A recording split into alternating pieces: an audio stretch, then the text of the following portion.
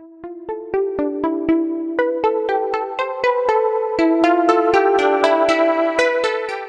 Students, innovative biology में आपका स्वागत है। मैं आरती मैडम आपको बायोलॉजी सब्जेक्ट पढ़ा रही हूँ। हम पढ़ रहे हैं चैप्टर 6 टिश्यूज़ और इसका हम थर्ड पार्ट पढ़ रहे हैं। फर्स्ट पार्ट में हमने देखा था कि प्लांट और एनिमल सेल के जो एनिमल्स के जो टिश्यूज़ होते हैं उनमें कोई डिफरेंस होता है क्या। तो हमने ये भी देखा था कि हाँ, उनमें डिफरेंस होता है। उसके बाद प्लांट टिश्यू पूरे हमने पढ़े थे, जिसमें हमने मेरिस्टेमेटिक टिश्यू, परमानेंट टिश्यू, ये दोनों ही पढ़ा था। उसके बाद हमने एनिमल टिश्यू शुरुआत की थी। एनिमल टिश्यू में हमने क्या पढ़ा था? एपिथेलियल टिश्यू, जो कि कवरिंग होती है हमारे पूरे शरीर की, और हमारे जो इंटरनल ऑर्गन्स हैं तो उसमें भी एपिथेलियल टिश्यू की लाइनिंग होती है। ब्लड वेसल्स और बहुत सारी जो ऑर्गन्स होते हैं उनमें एनिमल टिश्यू जो है वो पाया जाता है, और एपिथेलियल टिश्यू पाया जाता है। और ये हमने पढ़ा था, ये 4 प्रकार का होता है। ये भी हमने पढ़ा था। Squamous epithelium, stratified squamous epithelium, cuboidal epithelium and columnar epithelium, ये हमने पढ़ चुके थे। और ये पढ़ा था कि जो स्ट्रेटिफाइड एपिथेलियम, स्क्वेमस एपिथेलियम होता है वो बहुत मल्टी लेयर्ड होता है और वो स्किन में पाया जाता है, क्योंकि वहाँ टूट फूट चीज़ें होती है ना, टूटता फूटता है हमारा शरीर, इसलिए वहाँ पे मल्टी लेयर्ड वो पाया जाता है। आज हम पढ़ेंगे कनेक्टिव टिश्यू। ठीक है, कनेक्टिव टिश्यू जैसे नाम से ही समझ में आ रहा है कि ये किसी प्रकार का कनेक्शन बॉडी में यानी दो चीज़ों को कनेक्ट करने का काम करता है। ठीक है, इसलिए इसे क्या कहते हैं? Connective tissue. तो ब्लड जो है वो आज हम पढ़ेंगे इसका। इसमें सबसे पहले हम पढ़ेंगे कि जो ब्लड है वो भी एक प्रकार का कनेक्टिव टिश्यू ही है। ठीक है, ब्लड जो है वो एक कनेक्टिव टिश्यू है। और ये जो तो जो ब्लड है वो भी एक तरह का कनेक्टिव टिश्यू है। Why would it be called connective tissue? क्योंकि ये पूरे बॉडी में कनेक्ट करता है, पूरी बॉडी में बहता है, इसलिए इसे कनेक्टिव टिश्यू भी कहते हैं। ठीक है, अब इसमें देखा गया है कि ब्लड के अलावा और भी हम कनेक्टिव टिश्यू पढ़ेंगे। इसमें दिखाया दे रहा है कि introduction of this chapter, now let us look at this type of tissue in some more detail.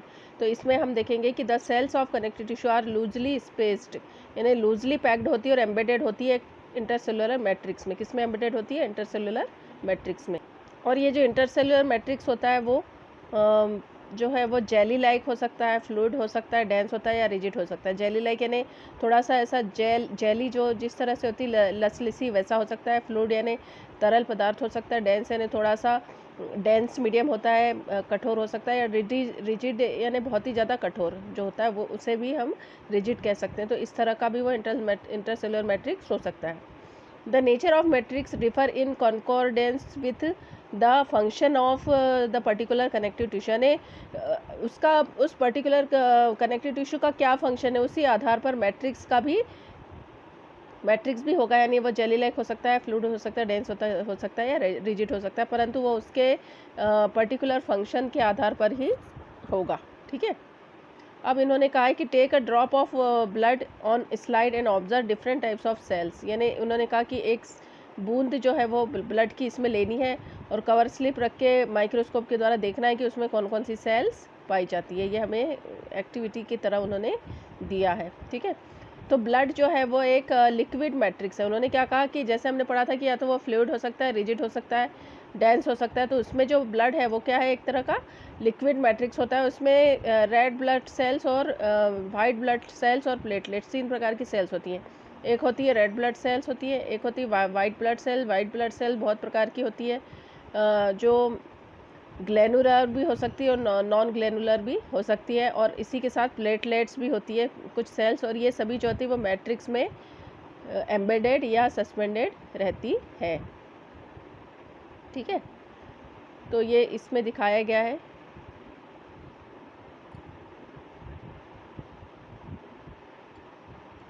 ये जो ब्लड का दिखाया गया है। ठीक है, इसमें टाइप ऑफ कनेक्शन टिश्यू में सबसे ज़्यादा है टाइप्स ऑफ ब्लड सेल्स। तो इसमें डिफरेंट जो ब्लड सेल्स दिखाई गई हैं, इसमें है वाइट ब्लड सेल्स इवनली दिखाई गई है इसमें।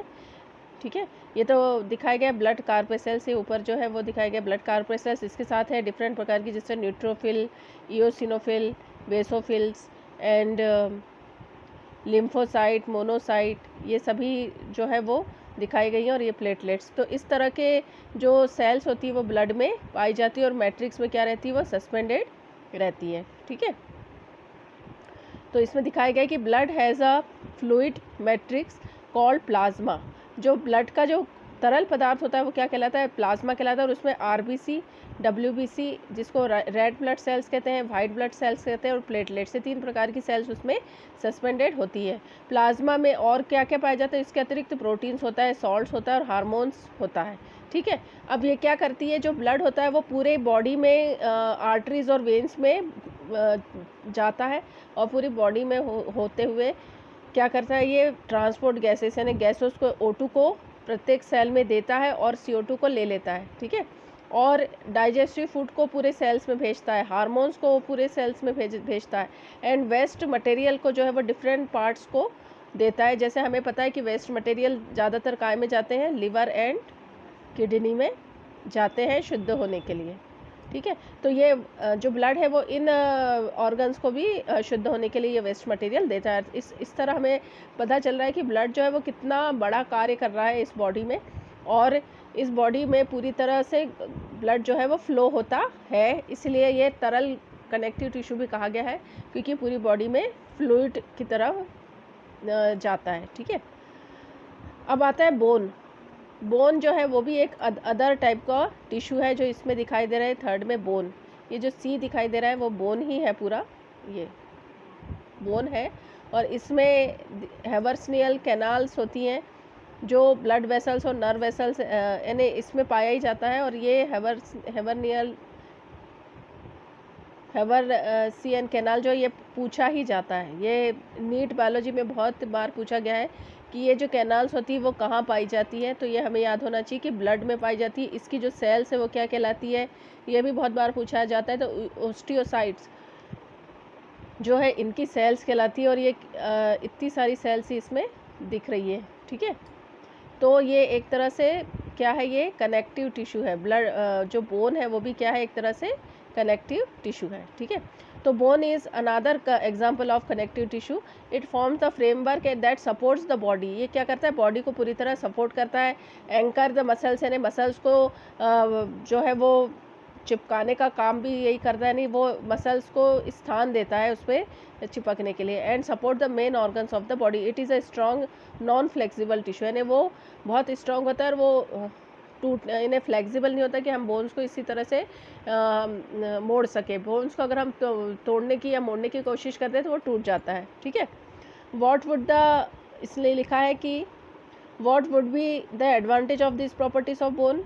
तो बोन का ये प्रॉपर्टी है कि वो पूरे इतने बड़ी शरीर को लेते हुए चलता है, तो वो इसलिए वो स्ट्रॉन्ग होता है, और उसकी जो यानी फ्लेक्सिबिलिटी भी कम होती है, और वो स्ट्रॉन्ग होता है। ठीक है, bone cells are embedded in the hard matrix that is compose of calcium and phosphorus. जैसे हमने देखा था कि उसमें ओस्टियोसाइट्स जो सेल्स होती हैं वो एक हार्ड मैट्रिक्स में जो है वो एम्बेडेड रहती हैं, और ये काय की बनी होती हैं, ये हार्ड मैट्रिक्स कैल्शियम और फास्फोरस की बनी होती है। ठीक है, अब आगे देखते हैं कि two bones can be connected to each other by another type of connective tissue called ligament. जैसे एक बोन ये है, जैसे हम सपोज ये एक बोन है और ये दूसरी बोन है, तो ये एक दूसरे से काय से जुड़ रही है, ये जुड़ रही है एक तरह के लिगामेंट यानी एक तरह का जो टिश्यू है कनेक्टिंग टिश्यू जिसको लिगामेंट कहते हैं, उससे जुड़ी होती है। और इस तरह के क्वेश्चन भी नीट बायोलॉजी में बहुत पूछे जाते हैं कि बोन को बोन से जोड़ने वाला कनेक्टिंग टिश्यू क्या कहलाता है, बोन को मसल से जोड़ने वाला कनेक्टिंग टिश्यू क्या कहलाता है, ये सभी बहुत अधिक पूछा जाता है। ठीक है, और ये जो लिगामेंट होता है वो बहुत ही इलास्टिक होता है, जबकि बोन्स इतना इलास्टिक नहीं होता। इट हैज़ कंसिडरेबल स्ट्रेंथ, यानी स्ट्रेंथ भी उसमें होती है। Ligaments contain very little matrix. Tendons, अब आता है टेंडॉन्स। जो टेंडॉन्स होता है वो क्या करता है, बोन को मसल से जोड़ने का कार्य करता है। जो मसल्स इसमें एंचर होती है ना, जुड़ती है, तो उसमें जो टेंडॉन होता है वही बोन को मसल से जोड़ने का काम करता है। तो ये भी बहुत बार पूछा गया है। तो जो टेंडॉन क्या है, मसल्स को बोन से जोड़ता है। Another type of connecting tissue tender are fibrous tissue.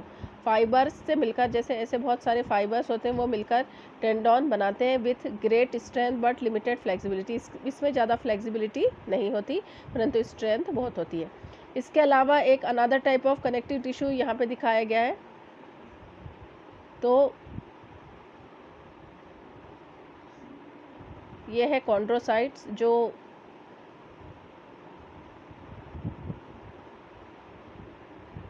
Hyaline cartilage की बनी होती है, टाइप्स ऑफ ब्लड वेसल।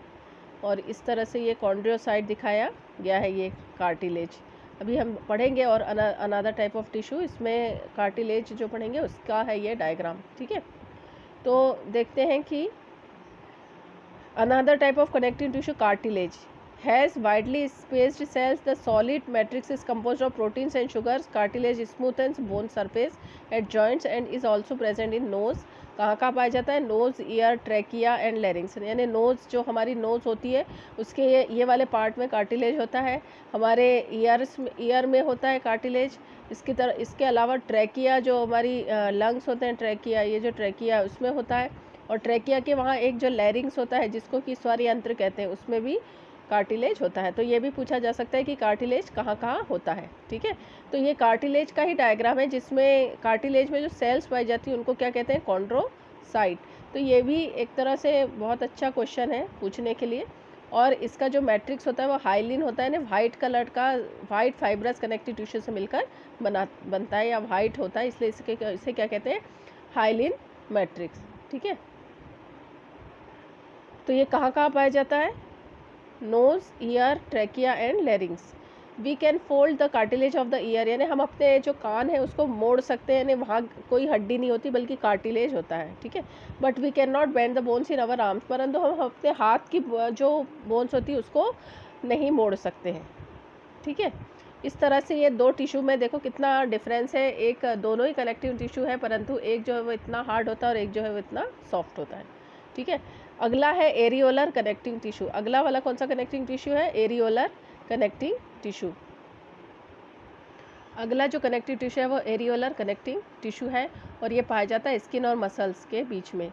जैसे ये स्किन है, हमारी बॉडी की स्किन है और ये मसल्स हैं यहाँ पे, तो इसके बीच में जो है वो पूरा एरियोलर कनेक्टिंग टिश्यू ही पाया जाता है। और ये कहाँ कहाँ पाया जाता है? अराउंड ब्लड वेसल्स के चारों ओर, नर्व्स में पाया जाता है और बोन मैरो में भी पाया जाता है। बोन मैरो यानी जो हमारी जो मोटी बड़ी बड़ी जो बोन्स होती है उसके अंदर एक लिक्विड भरा होता है जिसको क्या कहते हैं? Bone marrow. और यहाँ पे ही जो है हमारी आरबीसी डब्ल्यूबीसी जो ब्लड सेल्स होती है वो बनती है, ठीक है। तो वहाँ पे भी एरियोलर कनेक्टिंग टिश्यू पाया जाता है। It fills space inside the organ. ये क्या करता है? हमारे बॉडी के जो अंदर के ऑर्गन्स होते हैं उसको भरता है और इंटरनल ऑर्गन को हेल्प भी करता है और रिपेयर भी करता है। अगर टिश्यू में कोई टूट फूट हो जाती तो उसको रिपेयर का कार्य भी ये करता है। ये है वाला, ये दिखाई दे रहा है एरियोलर कनेक्टिंग टिश्यू। इसमें जो है माइक्रोफेज दिखाई दे रही है। एक माइक्रोफेज है, कोलेजन फाइबर है, मास्ट सेल्स हैं, इसके बाद प्लाज्मा सेल्स हैं और फाइब्रोसाइट्स और रेटिकुलेट फाइबर, ये भी इसमें पाए जाते हैं। तो इस तरह से अगर आपको पूछा गया कि इसका क्या डायग्राम है तो आपको एरियल कनेक्टिंग टिश्यू का डायग्राम याद होना चाहिए, ठीक है। अब है अनदर टाइप ऑफ टिश्यू है, वो है एडिपोज टिश्यू। एडिपोज टिश्यू, ठीक है। ये जो एडिपोज टिश्यू है वो फैट से संबंधित टिश्यू होता है, फैट स्टोर्ड रहता है इसमें। तो यहाँ देखते हैं कि where are fats stored in our body. ये पूछ भी रहे कि हमारी बॉडी में फैट स्टोर्ड कहाँ रहता है। तो fat storing adipose tissue found below the skin, यानी सबसे पहले स्किन के नीचे एंड बिटवीन इंटरनल ऑर्गन्स के बीच में। The cells of this tissue are filled with fat globules. इसकी जो सेल्स होती है वो फैट ग्लोब्यूल्स, यानी उसमें फैट जो ग्लोब्यूल्स होते हैं वो भरे हुए होते हैं और ये स्टोरेज करते हैं। Storage of fat also lets it act as a insulator. जो स्टोरेज फैट है वो इंसुलेटर का कार्य करता है, क्योंकि जो फैट है वो पुअर कंडक्टर ऑफ हीट होता है, इसलिए ये एक इंसुलेटर की भांति भी हमारे शरीर में कार्य करता है, ठीक है। तो हमने आज कनेक्टिंग टिश्यू पढ़ लिए हैं जो 4 प्रकार के, यानी पहले तो ब्लड पढ़ा, उसके बाद बोन्स, फिर उसके बाद पढ़ा हमने कार्टिलेज, टेंडोन और लिगामेंट, एरियोलर कनेक्टिंग टिश्यू पढ़ा। और इसके बाद हमने पढ़ा कि एडिपोस टिश्यू, ये जो एडिपोस टिश्यू हमने देखा है कि ये फ्लैट ड्रॉपलेट्स पाए जाते हैं, इसमें फैट्स भरा हुआ है। तो ये एडिपोस टिश्यू का डायग्राम यहाँ पे बना हुआ है। इसे क्या कहते हैं? एडिपोसाइट। इसकी एक सेल क्या कहलाती है? एडिपोसाइट। ठीक है, तो इस तरह से हमने आज कनेक्टिव टिश्यू कंप्लीट कर लिया है।